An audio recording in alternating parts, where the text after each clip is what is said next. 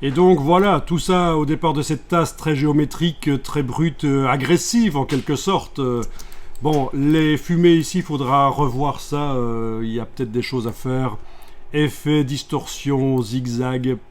Voyons un peu si on peut obtenir quelque chose avec ça. Le nombre d'inflexions, peut-être un peu moins. L'épaisseur du trait va peut-être devoir être revue. Voilà, il y a peut-être des choses à faire avec ça en fait. Là, je vais juste faire un style graphique pour pouvoir l'appliquer rapidement sur l'autre. Appliquer l'effet de zigzag que j'ai créé et l'appliquer rapidement sur l'autre trait. Donc je vais créer un style graphique pendant que celui-là est sélectionné. Voilà le style graphique. Je sélectionne ce trait-là, j'applique. Voilà. Mais malgré tout, il faudrait que j'aille voir dans la palette aspect, menu fenêtre aspect, pour aller modifier la valeur de zigzag de celui-là, parce que pour une raison qui m'échappe, il est plus complexe. Alors je sais pas, où il y a peut-être quelque chose à faire avec ça, mais il y avait un contraste trop fort entre ce qui est le brut ici et les effluves là. Donc il y a peut-être des choses à faire avec ça en fait. Là je vais juste au crayon tenter de redessiner. Ouais. Donc c'est pas tout à fait ça, mais tu vois ce que je veux dire. Hein.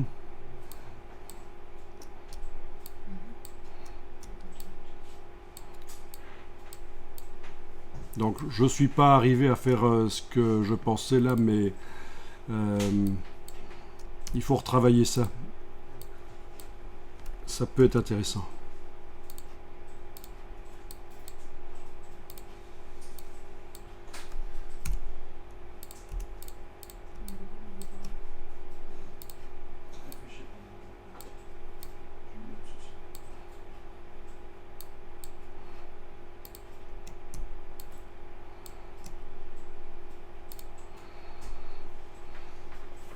Voilà, voilà. Alors ici, on a un logo. C'est la police qui est comme ça en fait. Oui. Est-ce que tu ne l'aurais pas écrasée un peu? Parce qu'elle me paraît fort écrasée, ou elle est comme ça d'origine? Tu l'as écrasée.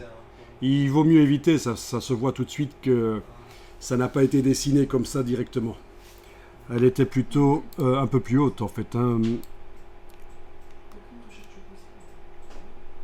Elle devait ressembler plutôt à ça, non?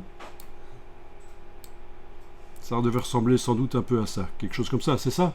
Oui. Il vaut mieux éviter d'écraser les polices. Alors je vais mettre la super tasse nucléaire de côté ici, voilà. Ah oui, d'accord. Donc il y a un côté vintage. Ça fait penser un peu aux années 50. Que dire de plus? C'est classieux, oui, c'est pas mal.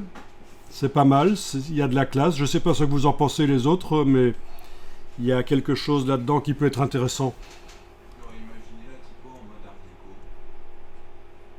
En mode art déco? C'est-à-dire? Ça s'approche déjà un peu de l'art déco ici. Ah, peut-être. En tout cas, je la verrais bien en doré sur le packaging. Plus carré la typo. Voyons un peu si on fait, et je vais travailler sur une copie ici, ce sera mieux. Je vais enlever notre Godzilla sur le côté là, voilà. Dupliquer ça. Alors, si on applique un effet de quoi justement? Un effet...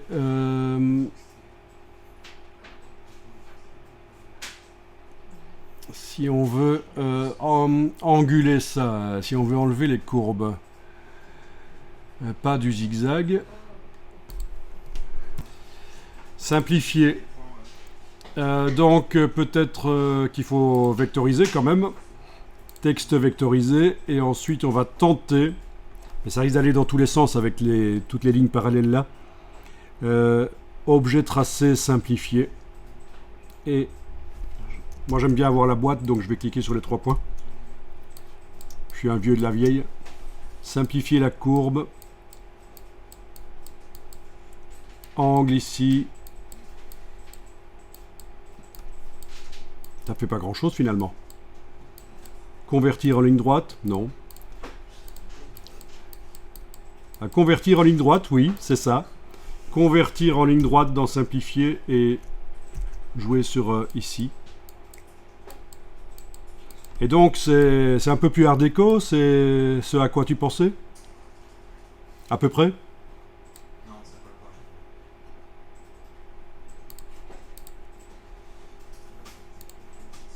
Il faudrait que ce soit plus calé sur une grille pour que ce soit plus art déco.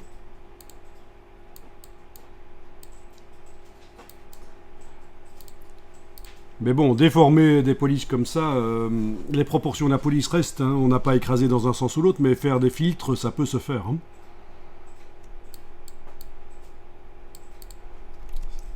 Ça donne une identité, mais c'est pas très propre ici.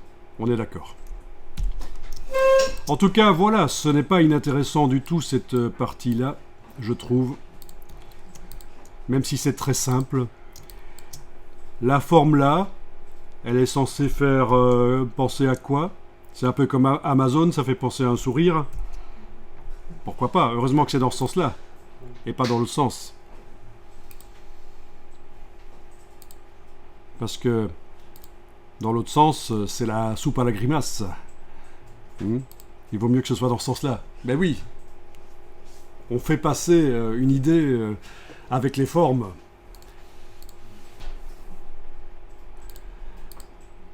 Mais tu as voulu faire penser à quoi avec cette forme? C'est juste l'énergie que le café donne ou quoi? Différentes places.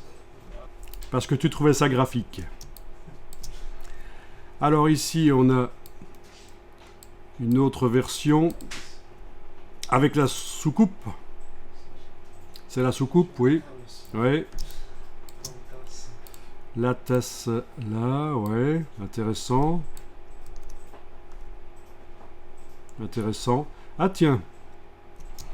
Alors là, ça c'est intéressant d'un point de vue technique. Je crois.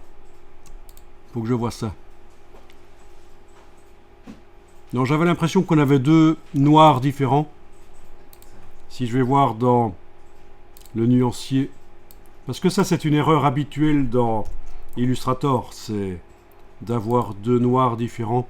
Un noir quadri, qui en réalité a ses valeurs RVB là. Et un autre noir avec des valeurs RVB 0, 0, 0. Mais c'est pas le cas ici. C'est deux noirs identiques. Et c'est un noir qui n'est pas extrêmement profond, il aurait pu être plus profond, puisque on voit que c'est le noir qui vient du nuancier, et il n'est pas à 0. Mais c'est pas grave, parce qu'après on vectorise et on peut mettre la couleur qu'on veut sur la tasse, ce ne sont que des recherches de logo. Alors ici tu as fait... Ah tiens, c'était comme ça quand tu l'as créé. Tu as mis des contours, et ça a fait des petites pointes, et tu as trouvé ça chouette. Oui ? Et tu... Ah oui, parce que les pointes, ça vient certainement de la palette contour, en fait. Hein. La palette contour, il y a certainement possibilité, ici, aux angles, d'aller... Oui, c'est ça, hein. Dans la palette contour.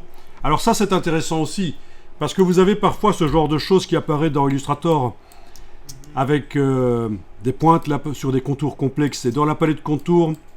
Le fait de passer ici d'angle comme ça vers des arrondis enlève le problème. On peut aussi éventuellement rester avec l'angle comme ça et limiter la flèche. Voilà, ça marche aussi. Si je reste avec un angle comme ça mais que je n'autorise pas des pointes au-delà de 2 fois l'épaisseur du contour, c'était à 10. Si je mets à 10, touche tabulation, voilà, on a ce que tu avais. Si je mets à 5, bah, il y en a encore un qui est là, mais les autres ont disparu. Si je mets à 2, donc c'est ça en fait la limite dans la palette contour. Je vous avais déjà montré. Ça c'est intéressant de connaître que ça existe. Déjà ce qui vient d'être montré ici, quand on a plein de petites pointes et que ça dérange. Mais encore une fois, ça peut être un artefact technique qui vous plaît. et qui participe au logo, pourquoi pas. Mais je vous montre le principe de la... Monsieur, c'est encore plus petit que d'habitude, le projecteur, c'est moi qui ai acheté des lumières. Alors, je vous montre. Si je prends la plume, voilà, je prends la plume. Clic, clic, clic, clic. Voilà, j'ai fait un triangle. Il va avoir un contour noir et pas de fond ici. Voilà. Et vous voyez que les pointes du triangle sont tronquées. Parce que dans la palette contour, les pointes n'apparaîtront, sont tronquées si la longueur de la pointe est supérieure à 2 fois la limite. Je vais ici mettre à 10, comme ça elles vont apparaître et vous allez mieux comprendre. Voilà, 10. Si on met limite x 10, ça veut dire que la distance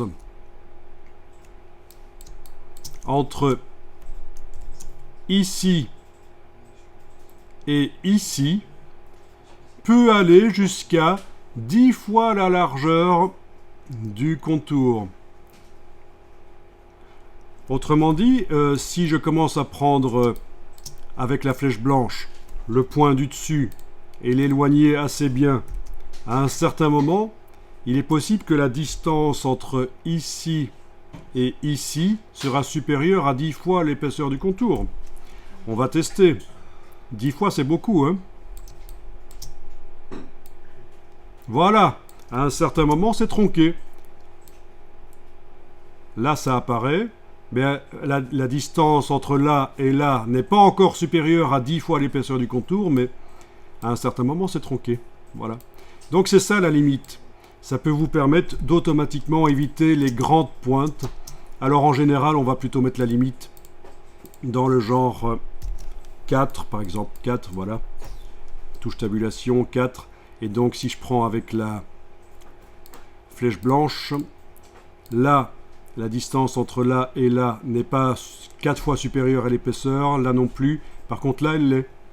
C'est tronqué. Si je le rapproche, elle apparaît. Si je l'éloigne, c'est tronqué. Voilà. Donc, c'est intéressant de connaître que ça fonctionne comme ça, Illustrator, au niveau de la limite. Et ça, c'est toujours une question qu'on me pose à un certain moment. C'est quoi ce truc? Mais maintenant, vous savez.